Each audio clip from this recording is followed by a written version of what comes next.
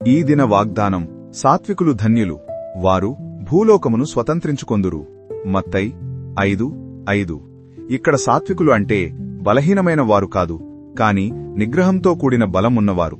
వారు తమ హక్కులు, బలం లేదా కోపాన్ని తమకు అనుకూలంగా వాడుకోకుండా దేవుని న్యాయానికి అప్పగిస్తారు. వారు వినయం, ఓర్పు మరియు శాంతితో జీవించే లక్షణాలను కలిగి ఉంటారు.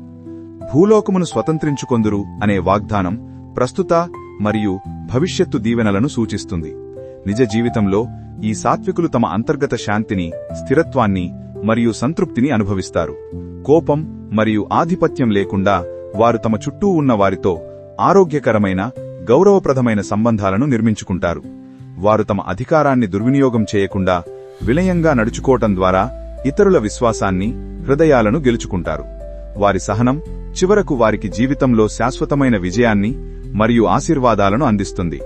అంతిమంగా ఈ వాగ్దానం దేవుని రాజ్యంలో నూతన భూమిపై శాశ్వతమైన వారసత్వాన్ని పొందుతారని ధృవీకరిస్తుంది.